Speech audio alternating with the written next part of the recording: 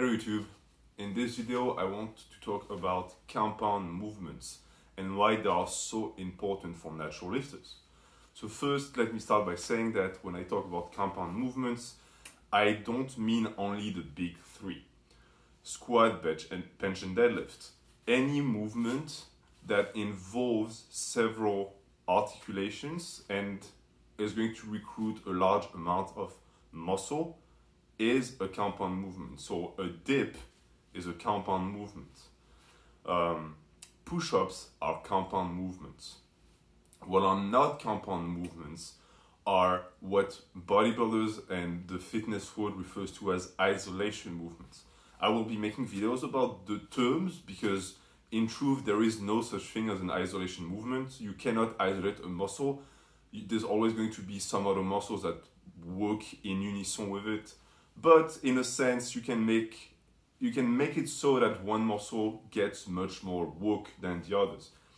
So if we're a bodybuilder, right, and we want to target certain muscles, why do compound movements? The first reason is going to be training economy. All right, we don't have all the time in the world to spend in the gym. Most people have jobs or they go to school, they have obligations, they have families, they have land to tend to, they have stuff to do outside of lifting weights. And I'm the same. I love the gym. I built my own gym because I loved it so much, but I'm not going to be spending 5 hours in there every day. I have stuff to do.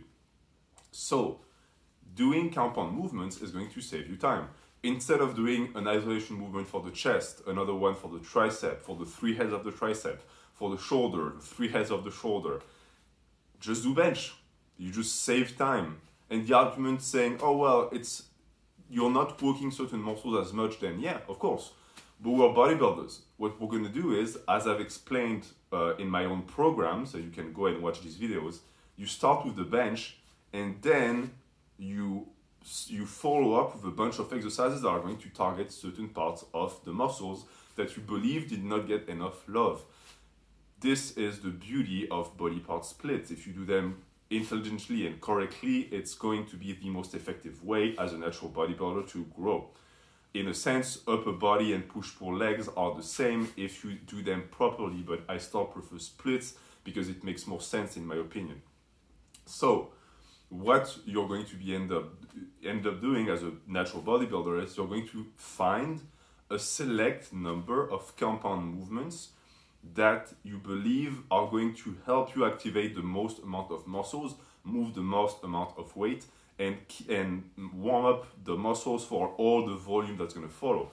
And because we're not limited to the dogmatism that some people succumb to in the lifting community, you can pick whatever you want.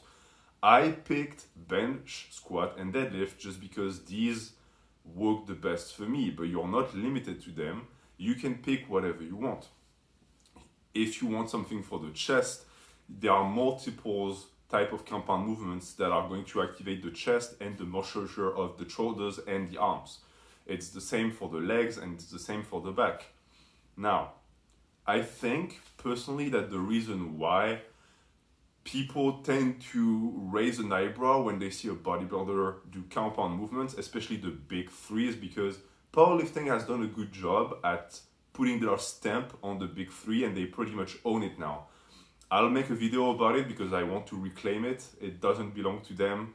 Bodybuilders have been doing them for as long as powerlifters, if not longer. And it has become something that is damaging the progress of younger generations because they basically buy into the saying that bodybuilders shouldn't be doing those heavy movements that involve tons of muscles, that we should stick to isolation.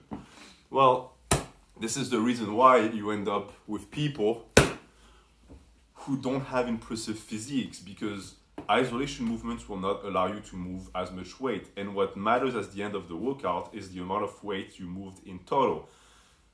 So if you could have sort of a graph above your head at the end of the workout with all your muscles listed, right? Chest, triceps, shoulders, all of that.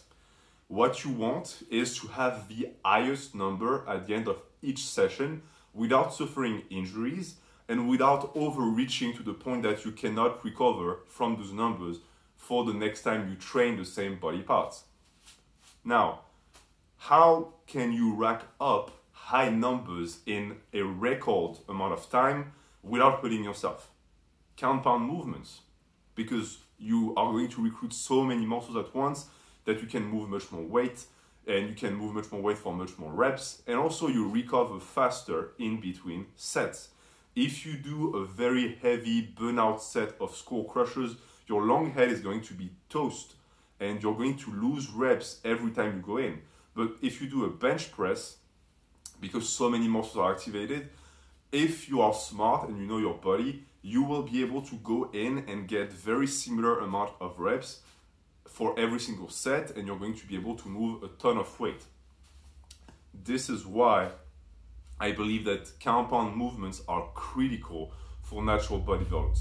If you watch my videos and you don't do any compounds, I ask you to think about it and try them. For some people, they will do certain compounds but not others. I know that I've discussed with some subscribers about deadlifts, people who think that deadlifts are useless for bodybuilders.